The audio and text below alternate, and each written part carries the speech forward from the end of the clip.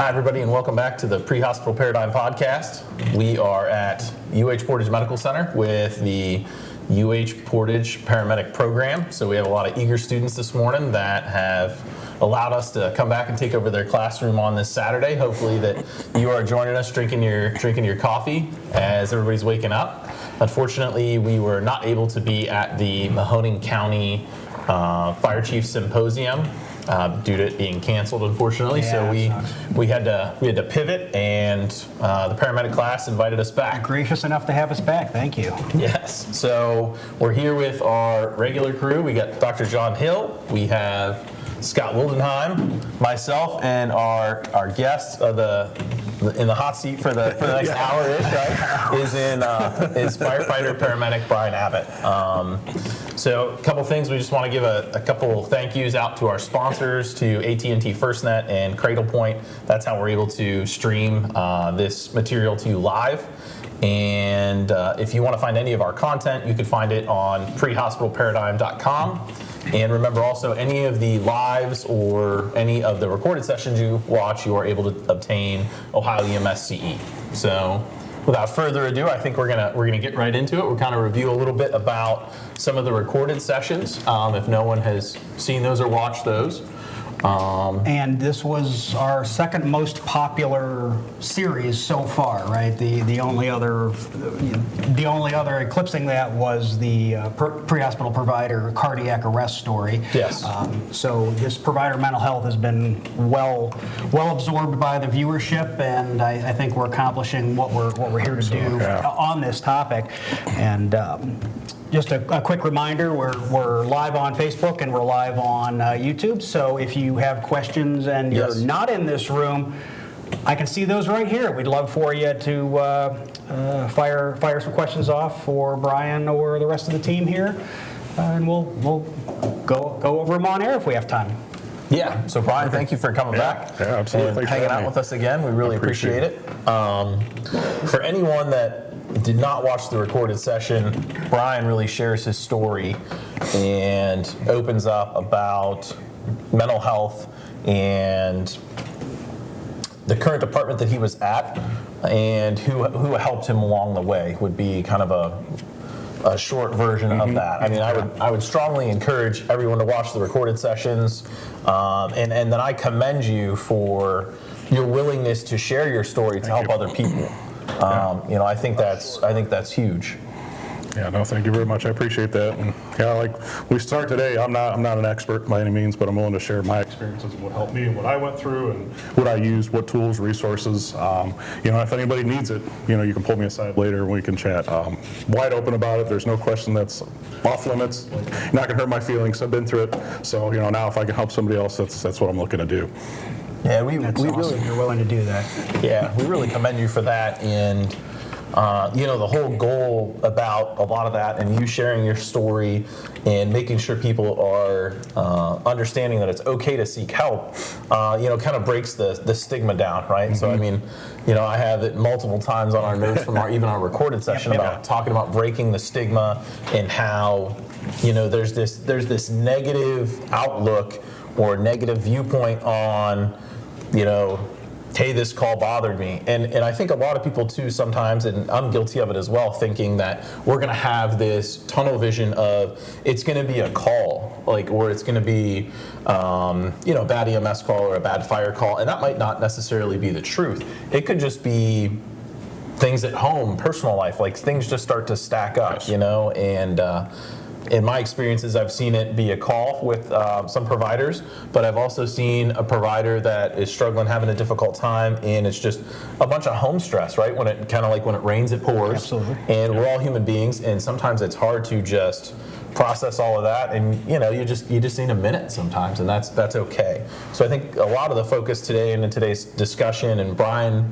and his willingness to share his story, is really breaking down that stigma of, it's okay to ask for help. It's okay to seek out peer support or just to get help. It's okay to not be okay, I think would be maybe a way to say that. Yeah, and I think a lot of people, and if you haven't been in the career long, you probably don't even know what the stigma is, right? So the big thing with stigma is it wasn't important to talk about the stuff you're around. A lot of people don't understand trauma and what people go through on a daily basis. Trauma has no face. It doesn't matter what you see. You could see somebody fall down and crack their head open to, an active shooter, what I went through. It doesn't matter. It's the same effect on the body. You're going to have the same responses. You're going to have the same, maybe issues that come up. It could be finances at home. It could be a death in the family. It could just be, I got a crazy family and they stress me out. Like, that's all things that build up. We talked about in the episode our mental well-being and like kind of our emotional buckets. So we have a bucket. It's only so big and it can only take so much before it overflows, and that's when we start to come apart. The idea is we want to try to kind of maintain that bucket and find ways to maintain it healthy. That way we never hit that point. We don't start that death spiral, and we don't start going down, down, down to where we can't recover, to where we end up maybe committing suicide or, something worse. But last week we lost Captain Bill Gustin. 50 years on the job, one of the most renowned fire instructors in America, took his own life. And I commend Miami-Dade for putting out the publications they did, because they were open and said cause of death was suicide. So it's important to know that. That was a big, another stigma. Firefighter kills himself. We don't talk about that. That's shameful. That's, shameful to the family. And I think we're finding more or less now that we should be talking about that, and that should be recorded. And there's some companies that are doing a better job recording deaths and things like that, but we want the IFF to get on board. We want, OAPFF to get on board. All these peer support programs are starting to grow and blossom, but we want a good tracking system for that. Yeah, and to your point, Brian, from the recorded session, we talked about, I get some data from Forbes and I got some data from the Rudderman Family Foundation, that white paper we referred to a lot. And even Forbes states between 100 and 200 firefighter deaths by suicide each year, double the rate of the general population. And one of the other unfortunate statistics we talked about is how we are losing more firefighters every year to suicide than we are in the line of duty, in the firefight, apparatus crashes, heart attacks. Yeah. I think last year total it was 66-ish. Give me a little forgiveness on that, but it's not a ton. You're throwing 200 in with suicide. It's well, that's a big red flag for me. Why aren't we attacking that head on instead of worrying about, my safety first, right? Because that's the big thing. We're in a risk-averse culture, and it's me, it's about me. If everybody goes home, all the campaigns, it's everybody's not going home. There's a giant red flashing light here. Let's address this. And that's what I think is important that we're jumping into. So when we get into that stigma conversation, that's what we're looking at. Just so people understand that. We've been around a while. We kind of seen it, and we've seen the old school, the new school. Yeah, and one of the things we were going to bring up was the old school mentality and the old school stigma for some that are newer enter into the fire service was pretty much if you had a bad call or maybe you were struggling and you had that old school mentality of suck it up. Suck it up, buttercup. Yeah. Yep. Suck it up. This is our job. If you can't do it, go get a different job. We don't want you. You're not tough enough. That kind of. Don't come to the station area. You're dirty laundry. That type thing. Yeah, it was pretty much we need you to be this rough, tough. Nothing bothers you. And then if you cannot do that, then something's wrong with you. Correct. Or then we just needed to discard you from the fire service. Was kind of the old school mentality. Unfortunately, it was just. There wasn't a lot of, and we'll talk about this. I want to talk about all the different things that are available to us now. We'll talk about those maybe a little later in the episode. But there also was not the resources available, right? This wasn't talked about like it's being talked about right now. Let's say, I think it would be fair to go back maybe 10 years, maybe 5 years. Yeah, when I went through it, it was 11 years ago now. There was not a lot. They sent out a chaplain and he sat down with you and said, "How you doing?" And I was like, I guess I'm all right. I just saw probably the most horrific thing I ever seen in my entire life. All right, well, let me know if you need anything. And that was the kind of the meat of the conversation. I was all right, he did his job, box was checked, right? So, what happened with the people that are on that call? I'll tell you right now, one of the police officers that did a lot of the crime scene processing took his life the day before last year of the event. We don't know if it was related or not, but my suspicion is, he was retired, started to, had some time on his hands and realized, things started building up again. And you see a lot of guys that retire, they start losing their meaning and their worth and their, I guess, identity when they retire. And you find guys, it comes right back, and we're right back in where we don't want to be. So this will be something you need to maintain and manage throughout your whole career. You need to be cognizant of it. Your family needs to be on board. You need to be able to talk to your wife about it, because everybody's in the game to help you normally in your household, but if they're not aware, they're not sure, and they're not educated on it, they don't know what to look for. We got to be on board with making sure they know what's going on. It's interesting you bring that up. So a lot of us don't think about retirement, and I had the privilege. One of my full-time employees, Matt, and I had the privilege to go speak to a room of 40 or 50 clinicians. And there were multiple speakers throughout the day, and this one gentleman was retired from, I think, OSP. And we spoke, talked about things in the fire service. We talked about our culture specifically. Everybody had their niche and presentation. And then afterwards, I'm standing in the back on a break getting a coffee, and he's he kind of puts his arm on my shoulder, and he goes, "Have you thought about retirement yet?" And I was like, "What do you mean?" And his story was about retirement and how he contemplated suicide after he retired, because he's like, I don't contribute. I don't feel like I change anything in the world every day. I don't feel like I have value anymore. And I'm just and he's like, you need to start thinking about that now. We need to talk a little bit more about that. And it never really dawned on me to think about that. Yeah, we all want to retire, right? I want to go fishing every day, right? We all have those things, or you want to do things with your kids, or I don't know, whatever your thing is. Maybe you want to go hunting, fishing, skydiving every single day. But when you get to that, and even he said it, and he goes, you could do that. You can go fishing. And then on day 11, you're going to be like, I got to find something else to do, right? It's going to be fun for a little bit, and then you have to find that other thing to kind of give you that worth, so you have to be cognizant of that. We have to look at this career. It is a calling for most of us, right? It provides purpose in our lives, and the purpose is to help people, and that's a genuine thing. When we retire, we tend to lose that because it's no longer our obligation. That was my career. What do I do now? Sure. So a couple things, since we're talking about career, it's a good transition into this. One of the biggest stigmas we want to break is if I talk to someone, then they're going to take my career away. On one of the recorded sessions, I was able to be a student in a class from a mental health professional. She was with the University of Cincinnati, I believe. I cannot remember her name.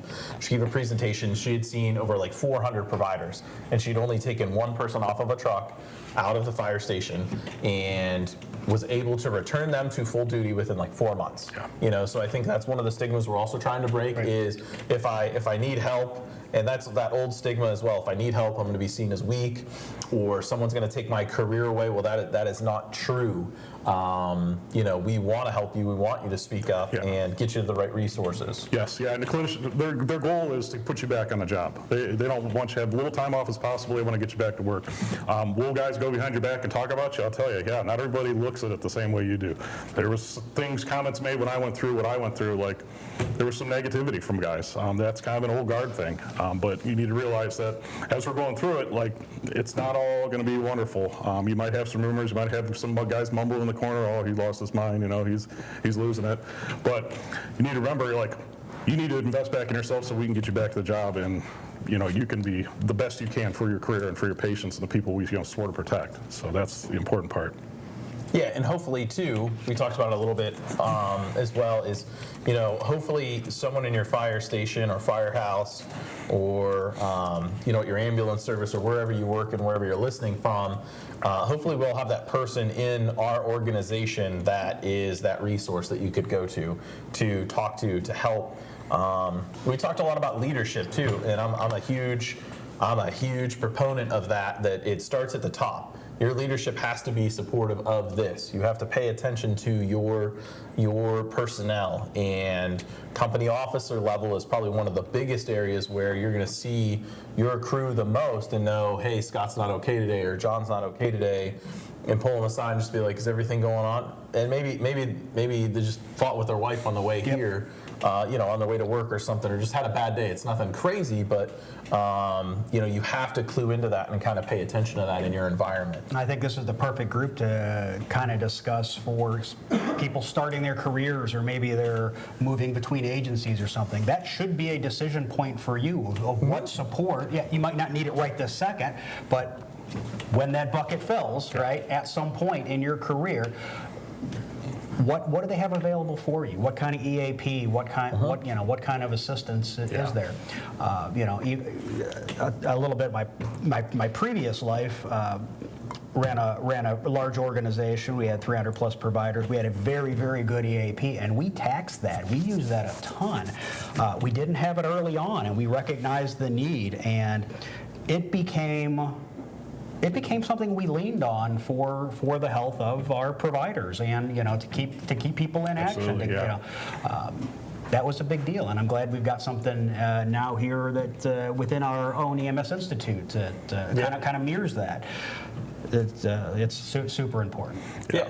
And when people are looking for a job, they're going to look at that organization and see what their culture is like. Is that a place where they care about their personnel, and they're right? invest back in them, yeah. And it's not just the fire service. It could be law enforcement. It could be the hospital system, whether you're a nurse, doctor, whatever your profession may be. Your bucket could fill up. So it's like what type of resources and how supportive is their culture to that person. And throughout your career, you're going to start to pick out people that you can be approached, or can approach, and then people that probably not the best to have conversation with because they're probably not going to take it in the right manner and not going to help you. So make sure you can have those conversations. It could be a senior fireman, could be an officer, could be your fire investigator, your chief fire marshal. Doesn't really matter. Just make sure you're gaining those friendships throughout your career and building. We always say brotherhood, but then when we're in trouble, it seems like brotherhood's kind of lost still. So we're looking for guys that are going to step up and support us and help us through these, terrible calls, these terrible things that we go through throughout our lives. Yeah, and your friend circle is key on and off the job, to have someone you can talk to, open up to, communicate with. We watch out for each other. We know when something's not right with the other person, and, it's okay to kind of pull them aside. There's a lot of classes that prompt that, QPR, just ask that question, hey, are you okay?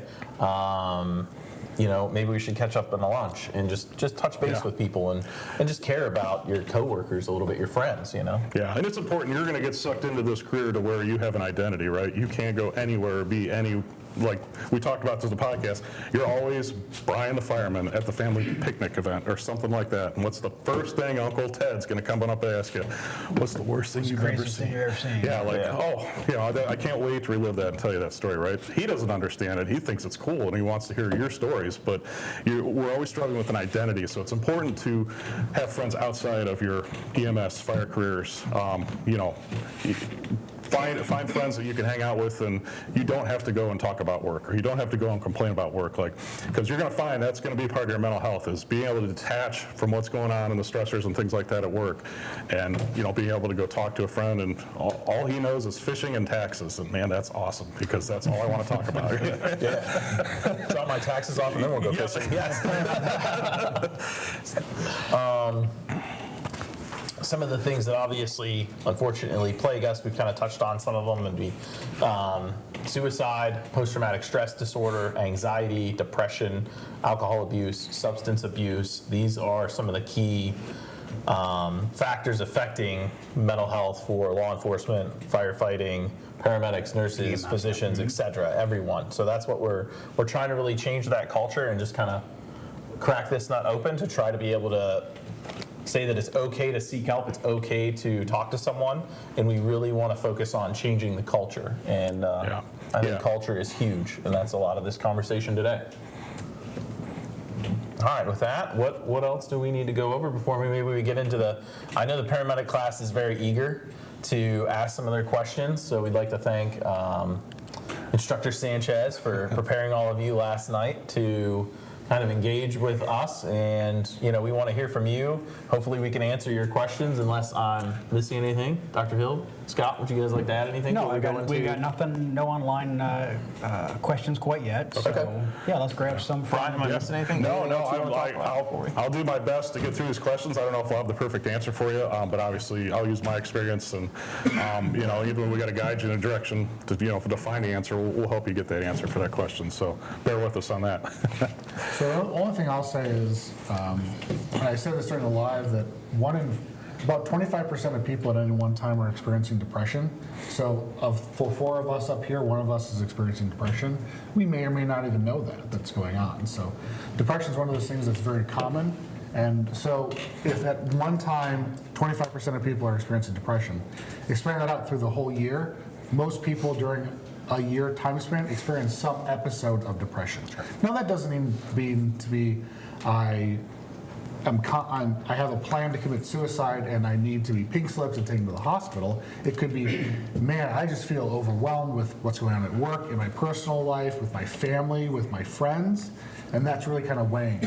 Yeah, depression's a hard thing to identify, and like Dr. Hill was saying, I've noticed a lot of my struggles were like simple things in life, like the sink full of dishes. That was an absolutely overwhelming task when I was at my lowest. I was like, I can't even see how I can get through this. Like, cleaning those dishes from beginning to end was too much. So there's different levels you're going to experience. There's some days where you just don't want to get out of bed, right? You just rather pull the blankets over, and maybe tomorrow will be better.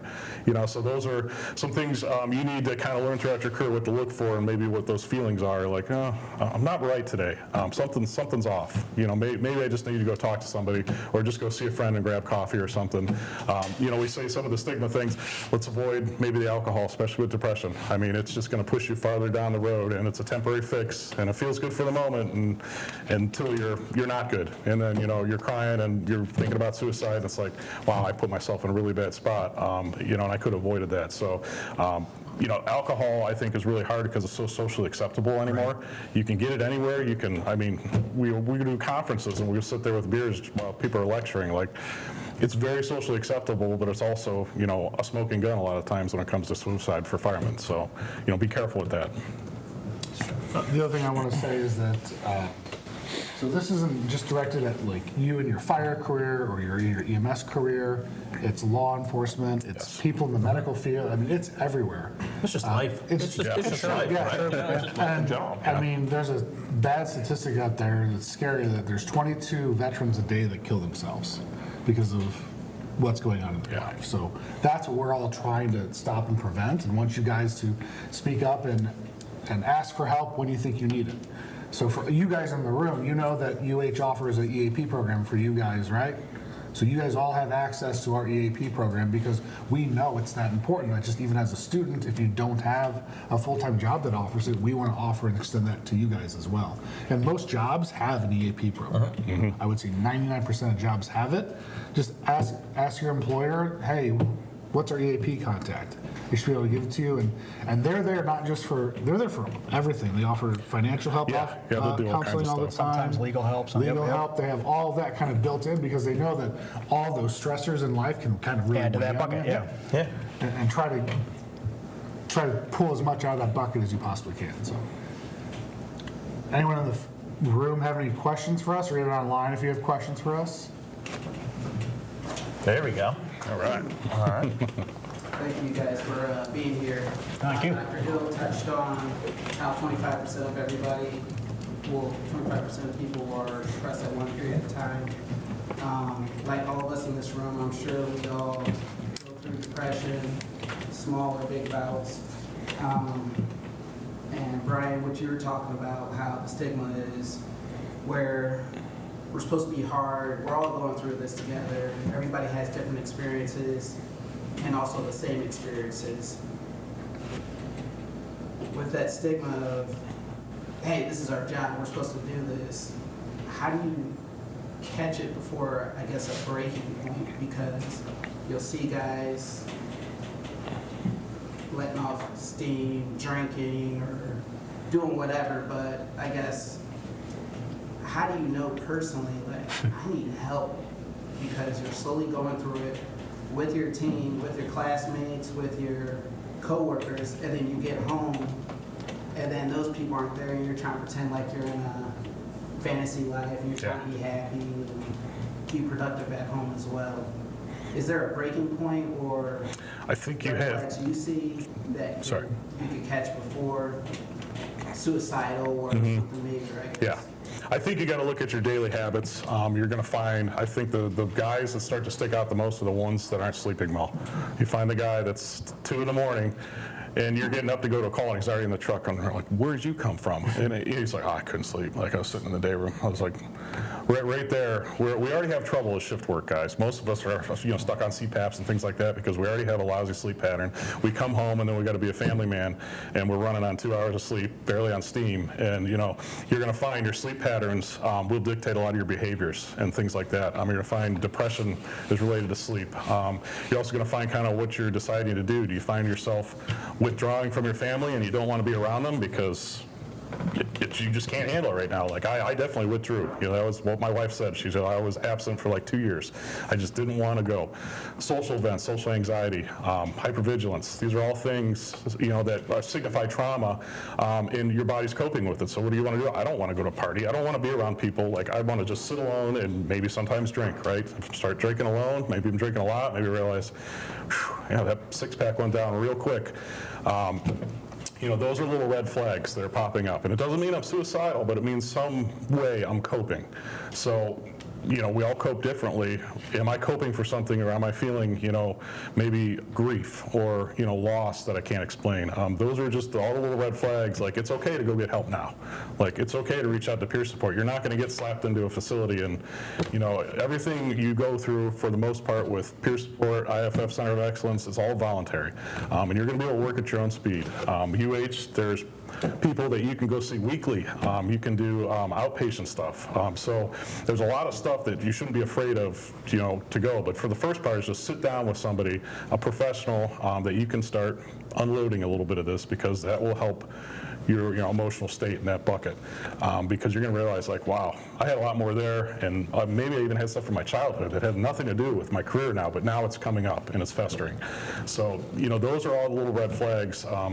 Keeping tabs on it yourself, though, is sometimes hard, because we can be like this and we're just going to keep going, because that's what we do best. So be in touch with your family about that. Guys on the job, speak up if you think you can be trusted, and have a conversation with your partner. Go, hey man, you all right? Like, if people are asking you if you're okay, you start thinking, maybe I should look into getting a little help. And that's how it starts. And then you can use that and completely turn your life around and realize, wow, I'm glad I did that early before things got worse. And I think that's important. Yeah, I was gonna say honest self-reflection, because I had to break a few times to understand what my triggers were and how I would react, and what would bother me. Learn, again, just honest self-reflection. How did I get here, right? How did I get here? Pull it apart, and then I'm better. I'm more apt and better armed to stave it off when it starts creeping up on me next time. Has been my personal. Yeah, and the thing with triggers too is triggers are, my triggers are my responsibility. I should not expect people to walk around eggshells on me, avoiding my triggers, because that's a problem, right? I need to deal with what I have going on to make sure I take care of those triggers, because I don't want him, we'd like Brian to come, but this movie might bother him because he's a combat veteran. We're not going to bring him. Those are things like his triggers are working against him. So managing your triggers is super important, and being able to take responsibility for those and not put them on other people. That's huge. I would add that if you have concerns that you might be going that way, it's worthwhile reaching out early. Yeah. And that way you can establish a relationship with a counselor, and that way they can work through what you're going through right then. And then the best thing they can do, and it's kind of annoying sometimes when you're going through therapy, they're like, well, how about we touch base in about a month? Like, I'm done, you don't want to talk to me anymore? So it's like a good breakup, that that you've already established that relationship, and then you have a person to go back to, right? Another good sign is if people are asking you, like, is everything okay? And it's multiple times. Oftentimes when I've gone to people because I'm concerned about them, of course they brush me off the first few times, and then eventually either they'll come out to me or they've reached out to one of my colleagues. And so if people are coming to you and asking if you're okay, and if you're that person that's noticed a change in one of your colleagues, don't just do it once, do it multiple times. Sit them down, make sure it's in private, don't do it in front of everybody else. Call them on your day off, whatever. But reach out and offer help multiple times, or just say, you don't have to talk to me. Like, talk to one of your friends, talk to your counselor, reach out to EAP, do whatever you need to do. But if you have some concerns yourself, I would just reach out if you don't already have a counselor, establish that connection early, And the best thing that comes out of counseling is just good coping skills and mechanisms, identifying your triggers to what kind of sets you off. And then once they give you those tools, you rarely need to go back. Or you have an event that, man, I'm really depressed. Like one of the things that really, one of my triggers, and I don't have any control over it, is I hate walkie-talkies that come into my emergency department and die on me. It's fine, not fine, but I can manage if they come into me in Extremis. or actively dying. Sure. I'm okay with that. Makes sense. But they walk in and they die in front of me and there's nothing that I can do. I'm a physician in an emergency department with all the resources in the world and they still die on me. That's what gets me. That's hard for me to manage. I think that's a big education point too, and we talked about that a little bit on the recorded session, is helping, like, especially students, because I remember being a new paramedic and it's like, well, I did everything right. I did all these ACLS things right. You know, I gave epi every 3 minutes. I shocked them every 2 minutes. I did all these things right, and they still died. What did I do wrong? Like, and you could find yourself getting angry or it bothers you, and it doesn't mean you did anything wrong. It just means it didn't work. You do not have control over that situation, and you could be the best paramedic, nurse, physician, and it just, you do everything right and they still, unfortunately, your patient perishes. And I think that's a big thing to bring up. We teach everything in black and white to, in paramedic school. Like, these are all absolutes, and the world is grayscale. Oh, yeah. Absolute grayscale. If you do it all right, your patient always lives in the ACLS. 100%. Right. Hey, Exactly. you get wrong. That doesn't happen, but 5% of the time. And we found out we were teaching that wrong. So then at the end of like an ACLS code, we'd be like, oh, and they're like, did they live? And we're like, no, they died. And then that's their list students like, I did something wrong. Like, what happened? It's like, you didn't do anything wrong. But that opens the door where we saw as an organization at university hospitals, we had to change the way we taught, right? So that when you get into that situation, you don't think I did something wrong. Why couldn't I save them, right? We didn't want that thought going through your head. You could do everything right, and unfortunately, you do not have a good or a successful outcome. So that was a great question. Thank you very much. Start a lot of the Did you have a conversation. follow-on? Real quick, I'm not sure about this. You're talking about peer support, any support groups that we have. I know it's relatively new, last 5-10 years, it's growing as each day. Is there any statistics showing that this helps with suicide and divorce rate? Because there's a stigma with the suicide and divorce rate. If this is trending downward since these programs are coming to light? I haven't seen any numbers personally, and I don't know if we're making a good effort to track it currently, because we can barely track suicides right now. So that, I think that's something that will happen, and I don't know what organization's going to end up taking that over, but I have not seen any hard numbers. But we're finding people seem to be more apt to reach out for help through the peer support program, because that's a fellow brother or sister in the fire service that's trained and understands kind of what we're going through, versus I had a bad experience with my EAP. I'm not saying they're bad. I'm just saying the lady I went to, we didn't jive, and I was like, all right, that was a waste of my time. So I'm glad I was able to reach out to peer support and talk to actually a true peer, somebody I actually worked with part-time somewhere else, and we had the hard conversation, and it was like, all right, yeah, this is the path I need to start going down. What do I do next? And he was able to walk me through all that. So that's all I can answer on that. Well, you bring up a good point, and why I say reach out early is you might randomly be assigned to a therapist or even a physician that you just don't jive with. Yep. And you have to have a good working relationship, and it's all going to be person dependent. And that counselor or therapist isn't going to care that you guys don't jive, because they know that that's not going to be helpful for Therapeutic, you. Yeah. So they want it, and honestly, they know that too. But they're not going to, the worst thing they can do is say, like, I don't think this is a good match, and you're going through something, right? So they're never going to bring it up, but you should bring it up. And they actually might refer you and be like, you know what? I think Scott might be really good for you, because Scott's had experience with people just like you, and they have a great relationship. So it's worthwhile to have that relationship, because especially EAP, you don't know who you're going to get in the other line. Yeah. And you might not jive, they may not have the history, as opposed to you might win the lottery and luck out and really get Yeah, a they're good just person like for the physicians or specialties. So, there's people that specialize in, EMS and first responders. Like there's actually somebody out there that does that. Like Summa Traumatic Stress Center has a guy that he primarily takes care of first responders, which was awesome. He was a retired cop and a retired fireman, decided to become a clinician, and that's what he does now. And he was awesome. perfect fit for me. Yeah. So, Thank you, guys. sure, thank you. Yeah. Got a couple questions up front here. He's got one job, man. Still working on his coffee. Still trying to wake up Saturday Well, that morning. wasn't coffee. That was frozen somewhere or another. Good morning. Morning. So in aspects to people that are early in their careers in fire EMS and like you guys said, law enforcement and hospital work, how can we as newcomers into this advocate for our coworkers, our senior leadership and stuff like that, and just being able to see that something's not right? Because it feels almost like you're new, you're not really antiquated with everything going on. So how do we advocate for our fellow coworkers and just try to make sure that they're in the right headspace and being able to identify changes and kind of like, hey, I've only known you for about a year and a half, but I see something's different. How should new people go about that?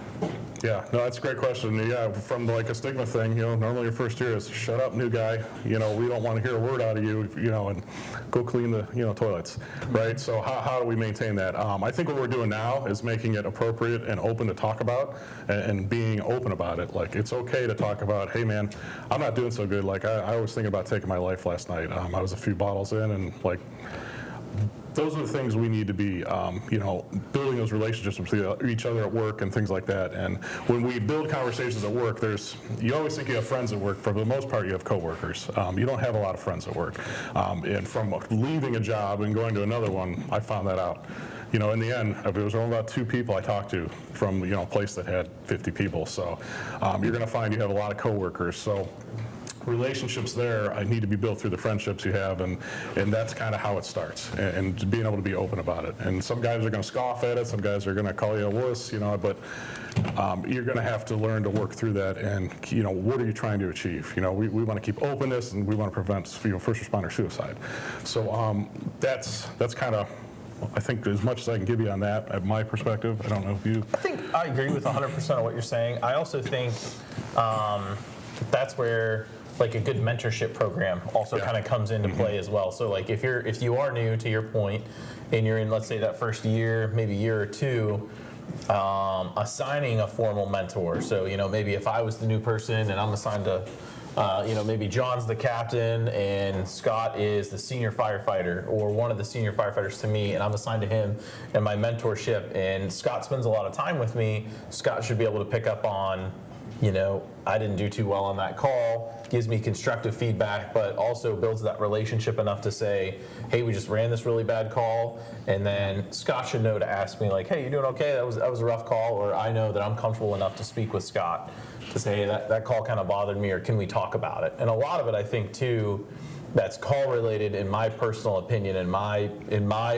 personal opinion and viewpoint, is a lot of times someone just wants to talk to somebody else as they're running through it to see that they did the right thing, right? We always want to, and I'm terrible at this, not in the moment, but afterwards, I'm my own worst critic. I will drive myself absolutely insane and go through step 1, 2, 3, 4, 5, did I miss something, right? And it's always good to have that trusted either mentor or a good friend to just be like, can I just run this call by you? And I did all this, and a lot of times, and I find this at different places I went and I taught, and they'd run through the whole call and be like, you did a great job. There was nothing, I think you did everything right. And sometimes people just need to hear that. Because they're thinking about it. But I think mentorship is good. I think building the relationship is good. And then hopefully the organization you're at has a good culture to if maybe it's not Scott or John that's on your shift, maybe I know I can go to somebody else on another shift and talk to them. Yeah. So I think that's what a lot of it is in the organization. Yeah, and I think too, don't go through your career trying to be a robot. Don't, even on calls, guys are like, I got to be professional, I got to maintain this thing. Like, have compassion in the job, because when you have compassion, you're feeding the human needs of each other. When you're standing with a mother that's got their dead child laying on the floor and you got to go hug the mother, that's okay. That's not unprofessional. That's compassion. Go get her favorite blanket, maybe help her sit by the baby and spend some time with it. Like, put those things and efforts in, and those are regrets you won't have later throughout your career because you were just the machine on scene, right? Yeah. And know your team too. Some people are going to be a lot better in that situation than others, and it's okay if all 4 or 5 of us are on that call and maybe I can't be that person. You're right. And I turn to you and say, hey Brian, I can't sit with that mother. That's okay, I can. I can do something else. Know your team and play them to their strengths. It's okay to say that's not my strong suit. I think is a lot of that as well. That's not a weakness. That's just, we're all good at different things. Yes. That's just a fact. Yeah. So that's a good question. And if you can't get your leadership to change with you, it's okay to be that leader, even as that rookie firefighter. Absolutely. You're allowed to be a leader at the lowest An rank. informal leader, yeah. Yeah. You could be the change for that department in the future. 100%. Yeah. Thank you. Thank you. Hey guys, so I've heard you guys speak a lot about, asking for help, communicating with your coworkers, working through these issues. Now, once you get the help and you've taken this extremely hard step to go to the IAFF Center for Excellence or reach out to peer support, and then you start to feel better and you come back to the job. How do you deal with the unfortunate circumstances that go on in the fire service of ridicule and judgment based on what you went through? So I feel like, you go back to work and you hear the little stories and, this person said this person said this, and it gets back to you, and that could be hurtful because I'm already going through a hard time. I just worked really hard to get where I am today. I'm doing X, Y, and Z. However, these people are still saying these things, and I'm supposed to trust them to be my brothers and sisters through the next traumatic call that I maybe go through without feeling like I'm going to continue to be judged by them. So what pieces of advice would you recommend for the person that is dealing with situations like that? So I would say once you start going through this and start getting help and going through the things you need, it's a constant process. Like, it's never going to stop. I'm going to have to continue to perform on this level in my self-healing and self-help for the rest of my life. Like, that's the only way to do it. It's kind of like the people that have high blood pressure and then they take medicine and then it's gone, right? So they stop taking the medicine. That's the issue. You're just going to relapse, slide back, and go right back into it again. Coming back to it, the thing is, you need to remember is the more you invest in yourself, the better you're going to get, and the more tools you're going to come out with you're essentially learning how to cope with trauma, and you're learning how to process these traumatic events, and you're becoming better at it. And they just may be not understanding what you're going through, but for people not to say things, it's going to happen. It's a firehouse, and unfortunately, that's an old culture we would love to break. It's going to take time, but throughout your career, you need to remember what you're trying to do. I think is the most important thing, and continue to focus on that and not what they're saying and the naysayers and things like that. Because again, you're going to become, like he was talking, the leader for the future, and they're like, wow, what's your name? Jimmy. So Jimmy's got his stuff together. He got help. He turned his life around. I want to be like Jimmy, right? I want to do things what Jimmy are doing, not what people are doing, tearing Jimmy down on the side. So, got anything to add? No, I think that's good. And you're always going to have scuttlebutt and kind of BS. And I think you do have a lot of informal leaders, and then there's multiple layers of that. To your point, the senior firefighter on a shift is an informal leader. Your officers, whether you have a lieutenant, a captain on a shift, as you start to rise up the ranks. But there's also other leadership in a lot of organizations with like unions. We talk about the IAFF.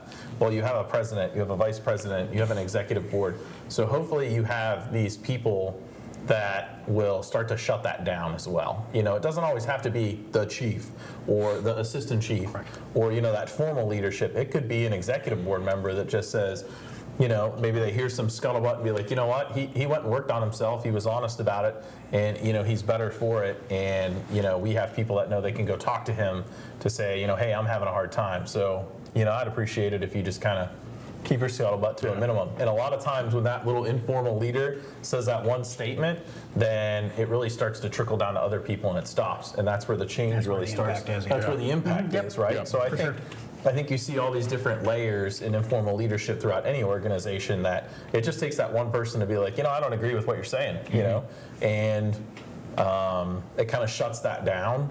And then it's like, oh, okay, because I've found that in experiences with myself. If somebody was saying something, it's like, I thought you're supposed to be their brother, you're supposed to help them, right? And then they look at you like, oh, yeah. So it's like, kind of get that ball rolling. So every once in a while, you see that informal leader to kind of just gut check the person that's talking crap, for lack of a better word, and shut it down, and it starts to change. That snowball starts to roll down the hill, and more people get behind you too. Yeah, and people start to support you when they realize what you're doing.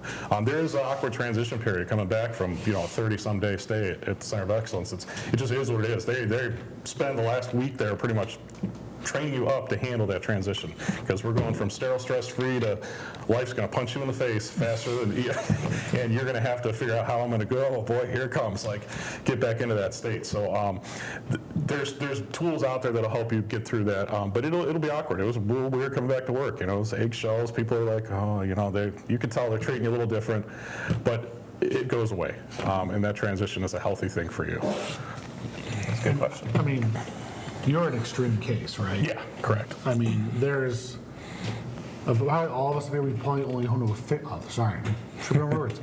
We all probably know about only a handful of people that have either voluntarily or been told to come off duty for a short amount of time with the goal to get them back into duty. And that's over thousands of people that have gone through similar things. It's a rare event to have you come off duty to deal with whatever's going on inside your life. Typically, we can deal with this while you are working on duty, right? It would be rare to have you go for 30 days. The more common instance would not necessarily be for depression, anxiety type of thing. It would probably be more for substance abuse. If you're going to a substance abuse program to get you dry and then get you back into work, that would be more why you'd probably be gone for an extended absence. And an absence, more than a true mental health, depression type of ordeal. So, and that's why I say reach out early, so that way we don't have to do that. Whether it's just, hey, I got to go take a quick phone call to talk to my counselor today, or I have a scheduled. I know that my Kelly day is a Wednesday, so every Wednesday I have scheduled time with my counselor. So, Yeah. Thank you, guys. Thanks. Yeah. thank you.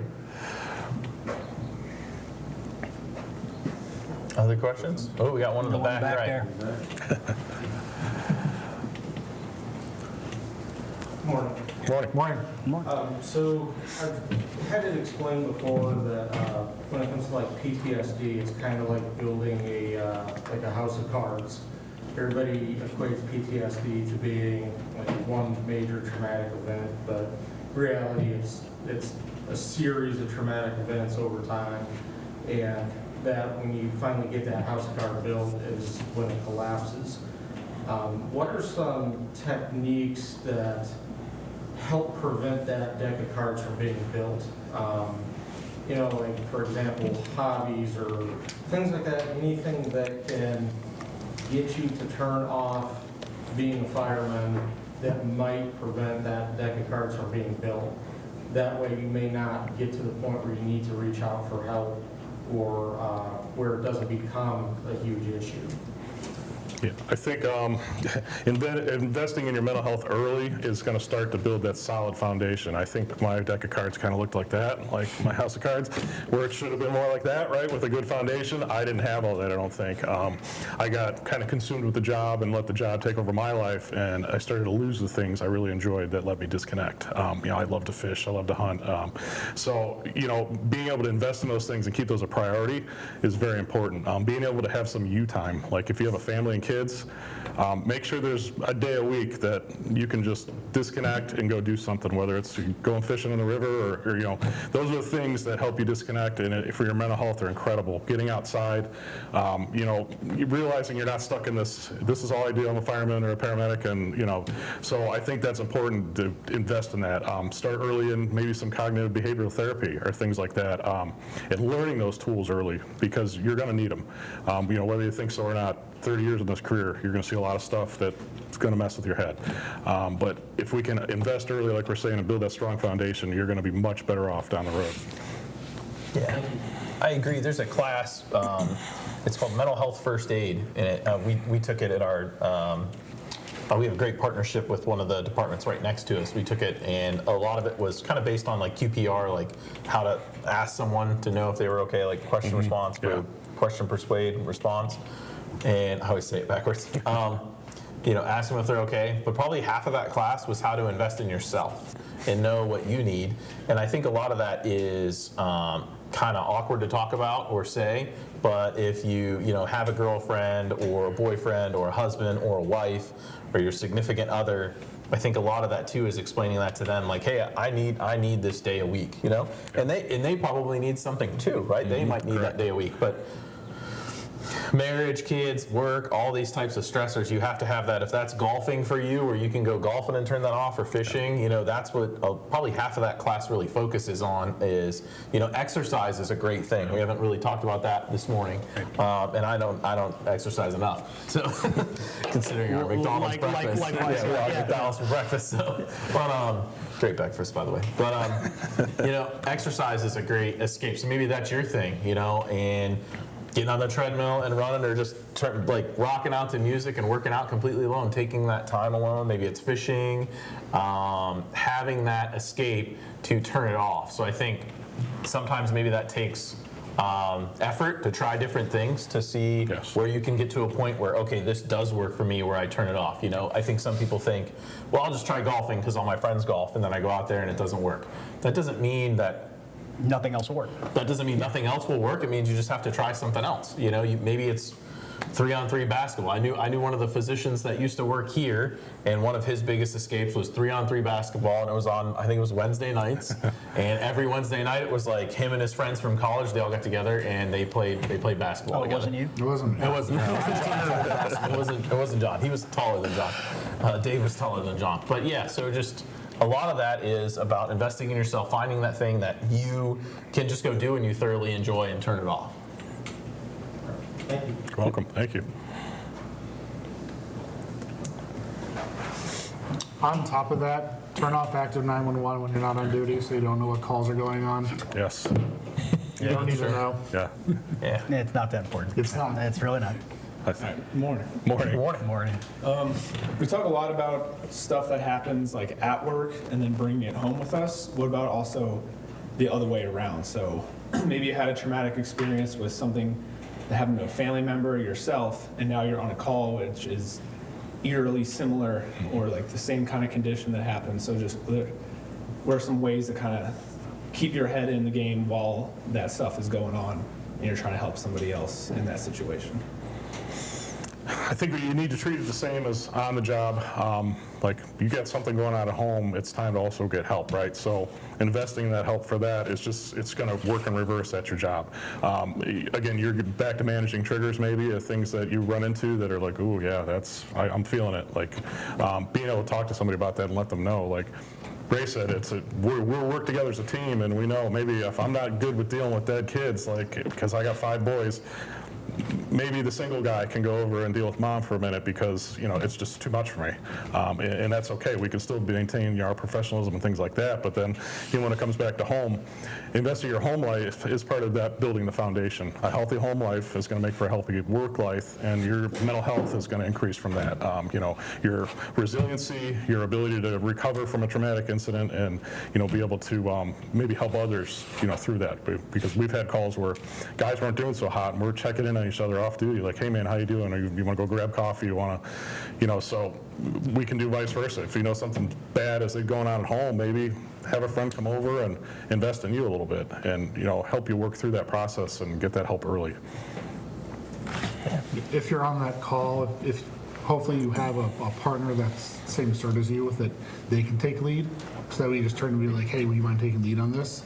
And so that way you can not be as in the moment if that's going to be a trigger for you, because it happens to all of us, right? Yeah. Like, Oh, yeah. It's like- going to come up. it absolutely will come up. Especially if you have kids and you Yeah. take care of a kid, you're like, oh, I can see my kid doing that, or especially when like they're the same age, or Yes. Yeah. we're hiring a new guy in the institute, and he brought his kid in to us, and daughter's 7 and in kindergarten, and she's big, she's tall for her age. My kid's tall for my age. Like, I saw my son in her, because it's outside of work. Yeah. Nothing good or bad happened, but hey, I just met this kid. Just reminds me of my own son, and that's going to happen. Or man, that person really looks like my mom or my brother or my good friend. Like, it's going to happen. And in those cases, if you can take the back seat on that, if it's going to affect you, that's great. Unfortunately, sometimes we don't have that option. Sometimes we're the only paramedic on scene. There's times here in the emergency department, I'm the only doc in the emergency department. I've worked at places where I'm the only doc in the whole hospital overnight. So there's sometimes you just, unfortunately, sometimes have to step up and do our job, but we gotta have good tools on the back end to be able to manage that after the fact. Unfortunately or fortunately, you're going to have great training to probably get you through and do the right thing in the moment. Yep. That's part of what paramedic school is. That's what fire school is for. That's what medical school is Med for. school. That's what all of our training is for. That we're going to train you so well that you can do this half asleep on your worst day, but probably better than most. But then you got to spend a lot of time on the back end working through that Recovering process. it. and Yep. recovering. Yeah. Maybe that's 2 days efficient, or 2 days of back-to-back golf, or I'm going to go for an extra long run, or whatever it is. One last check of the. Thank you. Anything online? Any questions online? No questions online. No? I'll keep it up on that. Yeah. Morning, gentlemen. Morning. To piggyback off of his statement, has there been a common issue between issues with personal life, whether it's trauma or some kind of experiences, using work as a Band-Aid for that? Compounding onto personal life issues with traumatic experiences at work. Yes. It works both ways. Yeah. Oh, yes. Yeah. You're a workaholic, like that's a coping mechanism for what's going on at home. I don't want to be at home, so I'm going to work, and I'm going to take every overtime shift. And I'm like, so we need to understand there's boundaries there that we have to set. And we need to, if we want that healthy family relationship at home, we can't take those overtime shifts, and we also can't run from it, right? If we find ourselves we're avoiding, running, doing things to maybe be late to something, or that's I would say one of those red flags. Like, all right, well, what's wrong here, and what's wrong with the balance, and how do I fix that? Anything to add to that? But No, you're exactly right. It's easier, in my opinion, it's easier to go to work and help somebody else. Yes. Right? It's easier to go to work and ride the ambulance and take 10 or 12 people to the hospital, and I can help them and I can fix their problem, but it's 100 times harder to fix my problem or deal with myself or maybe my family problem or professional problem. So I do think some people use it as an escape to an extent. Yes.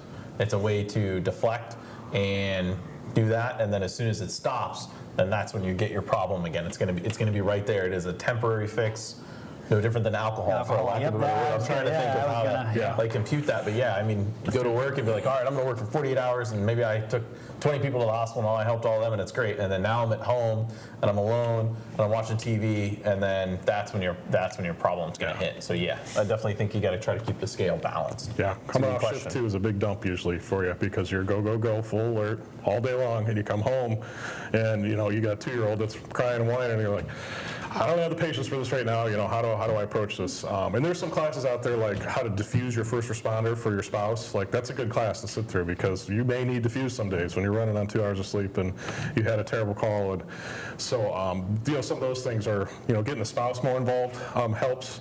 Especially when they understand what's going on, because a lot of my wife just thinks I go to work some days and eat with my friends, and we play stupid pranks. But she's educated herself since then, and she understands more what I go through, and she knows, like, when I come through the door, there's the look, you need to go to bed. I'm like, yes. So I'll go to bed, get that nap in, you'll be recovered in a few hours, and you can, be functional and, participate for your family. And we talked about that on the recorded version too, is how we do not work with the spouses enough, right? Because some of them, depending on their profession, the spouse might have no clue what our work environment is like, and that transition home. And I listened to a woman, she was married to somebody from CAL FIRE, and she talked about that transition period, and they started a camping group, and then it grew and it grew and it grew, and then there was this massive, spouse club, and then it turned into, now there's a class when, like, say a recruit class is hired, and there is a separate class just for their spouse, to kind of talk about that transition home, what it would be like, what the needs would be, and I think that's something we could definitely all improve on, just as a profession in general. Because people have different needs. Sometimes it's just sleep, sometimes it's just a break. Yeah. Thank you. Thank you.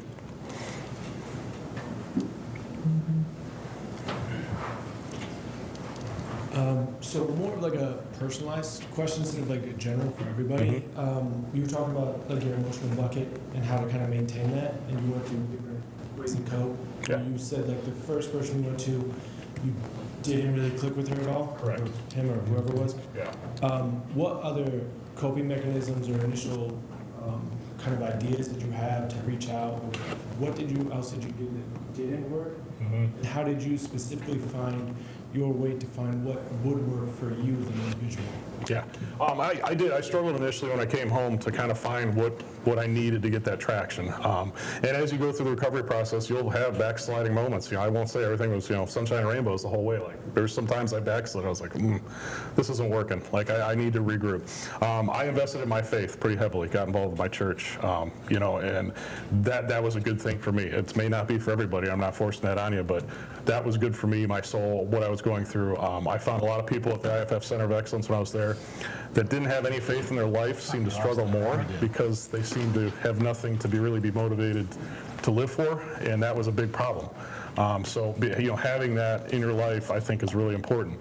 I started working out. I was never really big into working out. And obviously I'm not an athlete like I'd love to be, but that's helped me. So I find the stress relief and things like that has really helped. When I'm having a hard day or stressful, or even though I wake up in the morning, I'm like this morning, I didn't want to go to the gym. I at least made it to the treadmill this morning, so it was good for me. And when I left, I was like, oh, I feel good. That's something that was important. Making sure I invest more intentionally into my family with true intentional time versus the come on, get in the car, we gotta go to baseball practice and slam the door, and we get in that zone and we're just go, and I'm dad, the chauffeur for my kids' sports. But actually having those conversations, and maybe I take my sons and do a one-on-one day with them. It feeds my soul, it fills them up too, and they seem to really appreciate it more. And I have my oldest is 18, and we went to the Rock and Roll Hall of Fame. Had a date ourselves, had lunch and stuff, and he's like, man, that was one of the best days I ever had. And he's like, things have really gotten better the last few years with you. And I'm like, phew. So it's showing, it's working, but it's a constant climb to try to figure out what works for you. I can't throw specifics, but that's what worked for me, through my experience. Yeah, thank you. Oops, sorry. I saw that. I saw all your pictures. I like awesome. Yeah, it was a good day.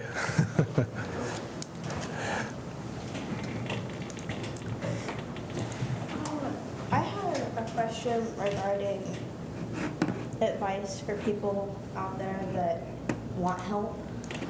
They want help, but they feel like they're too busy, or they don't have enough money to put aside for their family.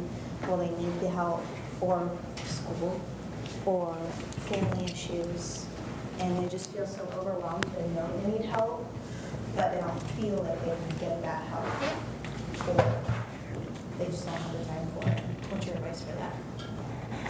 Yeah, I would say, you need to dig into the resources that are out there, because there's a lot of financial aid for this through the IFF and through your local union to ask them to support you.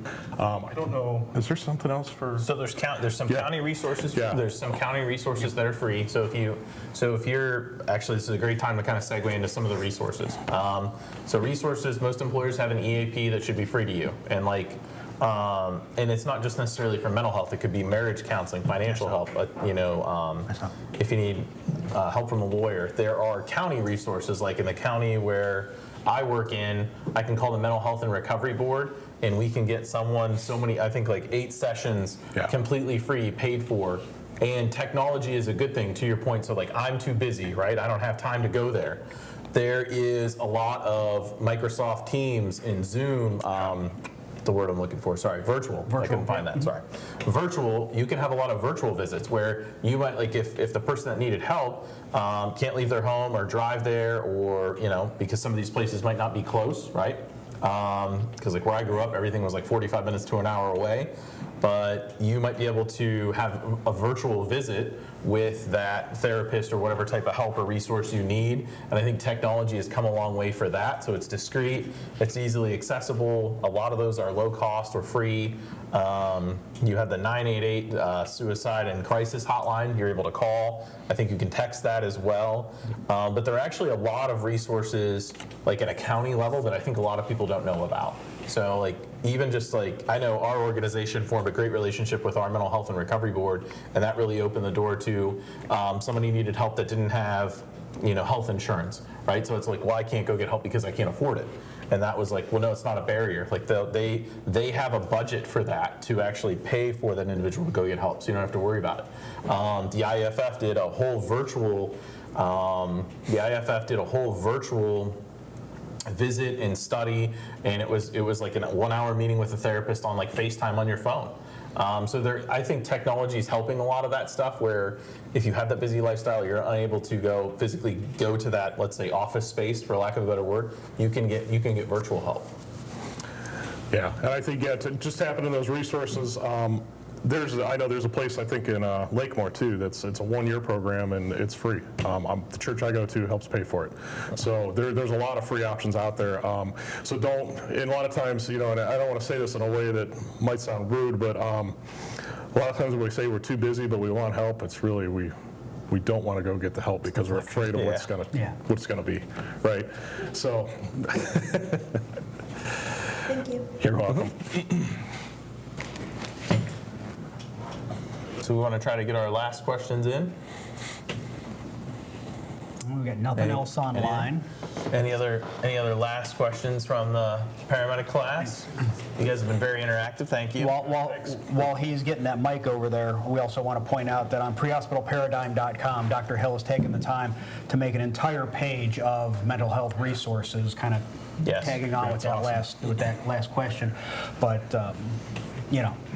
there's a kind of a landing or a starting spot right within this group here today. So, and on that page, there's some resources that links to Ohio Department of Public Safety, and they've got a bunch of lists of resources.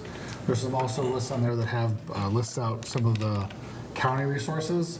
And if you can't find it there, just go to your own county website and do some searching. They're there. So every county is going to have a mental health and like drug recovery board. So they're always going to have resources, and there's always going to be organizations, public-private partnerships in that county. So for Portage County, we have Coleman Professional Services. They're also in Summit County. I think they're going down to Stark as well. And then we have, in our county here, we have Town Hall 2 as well, that has a bunch of those resources. And then they can also work with you to work with social workers and to get you insurance, and work with Job and Family Services to get you services. If you're at the point you need to go to the ER, just coming to the ER and seeing us and saying you need help, we can get you hooked up with social work and Job and Family Services, and starting from that ER visit will retroactively be covered by health insurance if you do get approved for Medicaid. Yes, sir. Good morning. So you guys hit on it for a second, talking about your spouse. So someone that you're married to or with, especially that's not in the fire service or the medical field, how do you prepare them and educate them for what you might be dealing with and how they can help you? I know there's a few like classes they can sit through, and I believe they're Zoom recorded. You have to dig for them. I don't know them off the top of my head, but if you're into the fire service and the job themselves, start looking at the conferences. You're going to find a lot of these local and little conferences now have spouse tracks, so you can go through and like they're literally throwing my wife in gear and she's forcing doors for a few hours, and they're like, it's cool. Like this is what is expected of us. They're getting their heart rates up, getting them sweaty, like, and the girls are loving it. They're high-fiving themselves and seem to be really having a good time. And then some of the times in the evenings, you're going to find they'll bring in a couple and they'll talk about their relationship with the fire service and what's good, what's bad, what hasn't worked, what has. So getting your spouse involved in your career early is important because it's going to be a pretty big investment in your life, your career itself, and then having a spouse to go through that with you. Make sure she can be somewhat involved. And she, like my wife, is not totally interested. There's some things she's like, I don't really care. Like I don't want to do that. But there's other things she'll sit there and be, oh yeah, that makes sense. I see why he's so crabby when he comes home. Like, my wife needs her full 8 hours every night. If she didn't get 8 hours, look out. But I got to run on whatever I get. I'm grabbing at pieces. So, look into stuff like that, and just be open with her and talk about things and set your boundaries. Maybe we don't talk about blood and guts at dinner. Like, sometimes that's a problem in my house because I have 5 boys and they think it's awesome. That's all I want to talk about. And I'm like, well, all right, we got to draw a line here. So, have your boundaries and your lines and the conversations that need to happen, and give yourself that time to grow with your wife and spouse at that, and give her some grace too because she's not going to understand it all. I think correct me if I'm wrong, the firemanship conference does for Brothers in Battle. They have a spouse track. They have a spouse track. So that'll be in Illinois this July. The North Carolina Firemanship Days. That'll be, I think, September or November. I can't remember. In right like Charlotte area, that has a spouse track. And then there's one more. I can't think off the top of my head, but if I remember, I'll tell you before we leave. Yeah. The other thing too, I think, is it's important to have, in my opinion, personal opinion, I think it's important to have that family environment, right? So like we have, in our organization, we have a kids' Christmas party every year. We all get together, all the families come in, and that's where your spouses are also able to connect and become friends, and then they might reach out to each other for a better understanding of things and maybe never say anything to you. And I think that was huge. That provider that spoke, her husband was a captain on, I think, CAL FIRE.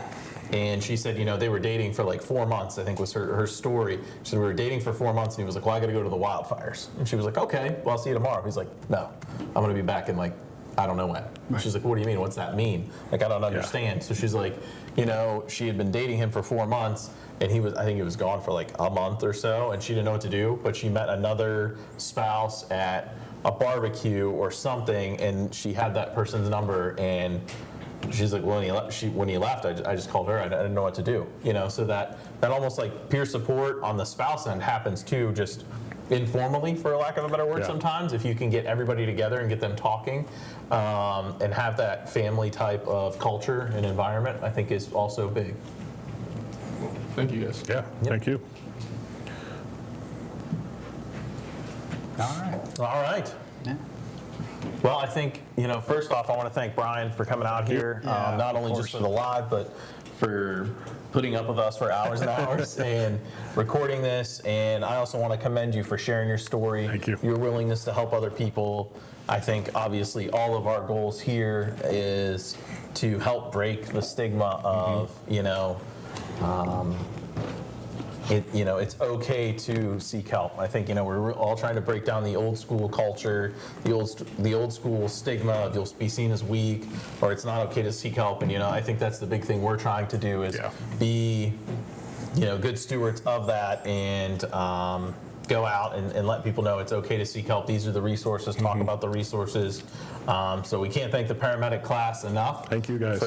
For all your great questions and engaging with us, and thank everybody that put up with us online as well, and hopefully watch this. So if you want to see any of our content, remember all of our content is recorded. You can view it at prehospitalparadigm.com, and you actually get Ohio CE awarded for those hours of watch videos. You watch the video, take a test, and then you'll be issued continuing education for this. So I want to thank everybody today, Dr. Hill, Scott, and Brian, of course, the most for this. So thanks, guys. Thank you very much. Yeah, we'll catch you next time.